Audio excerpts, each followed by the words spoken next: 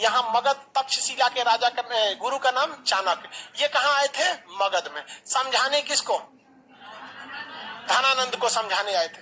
और धनानंद को समझा रहे थे कि अगर ये सिकंदर यहाँ घुस जाता है तो यहाँ से आर्थिक विदोहन करेगा, आने वाली पीढ़ियों तक को बर्बाद कर देगा, आप इसको संभालिए नहीं तो बहुत दिक्कत हो जाएगा।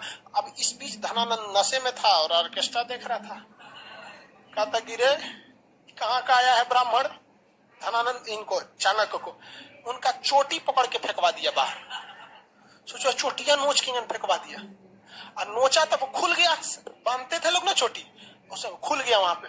अब धनानंद के सामने इनका गुस्सा 7वें आसमान पर था चाणक्य का। और चाणक्य ने वही कसम खाया था कि तुमने मेरी शिखा खोली है, इसको तब तक नहीं बांधेंगे जब तक तुमको इस धरती से ना उजाड़ देते हैं यहाँ पर। अब वहां से धनानंद चले आए वापस, सॉरी धनानंद करे चाणक्य। और चाणक्य यहाँ आए कहां पर?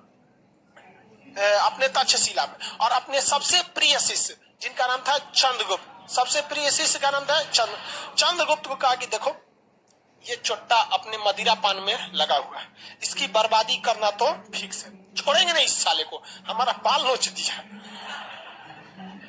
बेइज्जती कर दिया यहाँ पे, समझा गया चाणक्य ने। अभी पहला काम हमारा क्या है? सिकंदर। इसलिए दिमाग से उतर जाओ और हकीकत देखिए चाणक्य की। गुरु चाणक्य ने चंद्रगुप्त मौर्य को बताया ही नहीं था कि मगध में मेरी बेइज्जती हुई, क्योंकि गुरु को पता था कि जो मेरा शिष्य है इसको माइंड डेविएट हो जाएगा कि ये सिकंदर से बड़ा दुश्मन मानने लगेगा किसको? चंद्रगुप्त मौर्य, इसको धनानंद। इसलिए चंद्रगुप्त मौर्य को बताया नहीं, कहा कि यहाँ से ये लोग नहीं लड़ पाएंगे, ये कमजोर है, और तुम किससे लड़ो? सिकंदर से लड़ो। तो कहा कि महाराज हम ना राजा है ना कुछ है, हम चाचा वो अकेले 3-3 गो राजा, हम लड़ेंगे कहां से? तो वहां काम आया अंधविश्वास। अंधविश्वास इतना भयानक चीज होता है कि किसी को डरा के रख देता है। गुरु चाणक्य और चंद्रगुप्त ये सिकंदर की सेना में ये बात फैलाने में सफल हो गए कि जो भी इस व्यास नदी को पार करेगा तो आगे भारत शुरू हो जाता है, मुख्य भूमि, और भारत देवों की भूमि है, यहाँ भगवान लोग का निवास होता है। बिना अनुमति कोई युद्ध की नीति से आता है तो भयंकर भयंकर बीमारी हो जाती है, आंख फूट जाता है, प्लेग हो जाता है, कुछ हो जाता है। तो सिकंदर का प्लेग हो जाता है, यहाँ कोनो हमारे यहाँ जादू टोना नहीं होता है।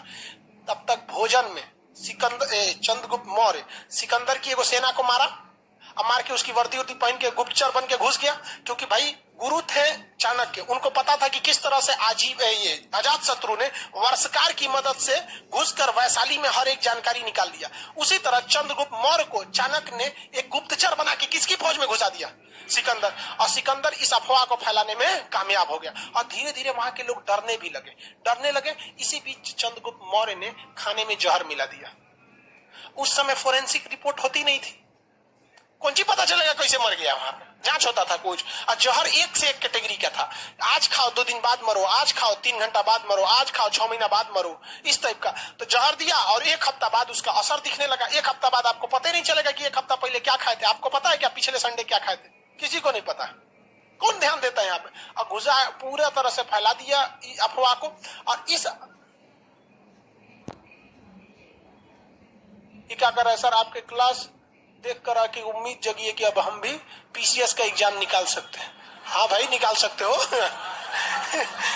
चलिए ध्यान दीजिए। आप सिकंदर की फौज में अब धीरे धीरे क्या फैल गई अफवाह, और कहा गया कि चलो एक काम करो, जिसको जिसको व्यास नदी पार करना है चलो। तो व्यास नदी में घूम फिर के आया सब। जानते हैं किसको ले आया था सब घुमाने के लिए? जो उनके खाना में जहर दिया था, टहल के आया सब व्यास नदी में, 1 हफ्ता बाद मर गया।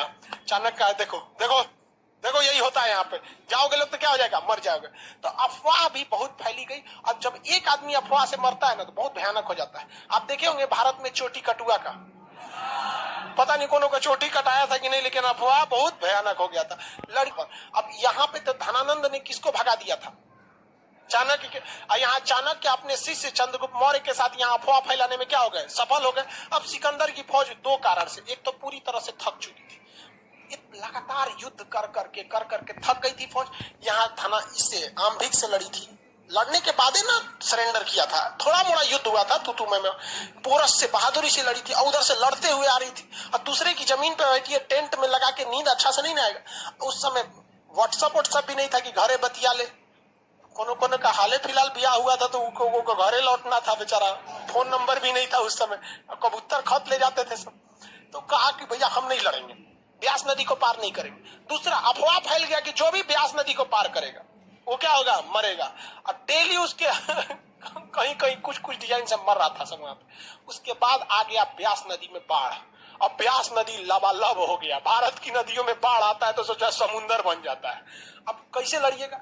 उसके बाद अफवाह ये फैला दिया गया कि धनानंद के पास हाथियों की बहुत बड़ी फौज है। हाथियों की क्या है, बहुत बड़ी फौज है। और सिकंदर हाथी लाया नहीं था, क्या लाया था, घोड़ा। और घोड़ा, हाथी के आगे घोड़ा कुछ करेगा। हाइट, युद्ध में हाइट का बहुत बड़ा फायदा होता है। किसी भी तरह से करके इसकी सेना में एक मनोवैज्ञानिक दबाव बना दिया गया और सिकंदर की फौज डर कर लौट गई वहां पे। सिकंदर ने बहुत कोशिश किया क्या करने के लिए, अपनी फौज को प्रेरित करने के लिए कि किधर चलो, भारत की ओर आक्रमण कर। सिकंदर की फौज मानी ही नहीं, कही कि बाहर में जाओ। सोचा राजा तुमको जाना है जाओ, हम नहीं जाएंगे, या ब्यास नदी पार करेंगे, उधर भगवान सबकी जमीन है, देख रहे हैं किसी का आंख फूट गया, कोई मर गया, कोई कुछ हो गया, हम नहीं जाने वाले, कहीं और हमको हमला के लिए भेजे। समझाते रह गया सिकंदर, लेकिन कोई उसकी बात को नहीं माना। चाणक्य की पहली नीति सफल हो गई कि हमें सिकंदर को वापस भेजना है। अब दूसरे नंबर पे कौन है, कौन, धनानंद। शक्तिशाली कौन था, सिकंदर। जब सिकंदर को वापस भेज दिया गया तो धनानंद को नहीं डेगची के मसाला है। इन दोनों का विश्वास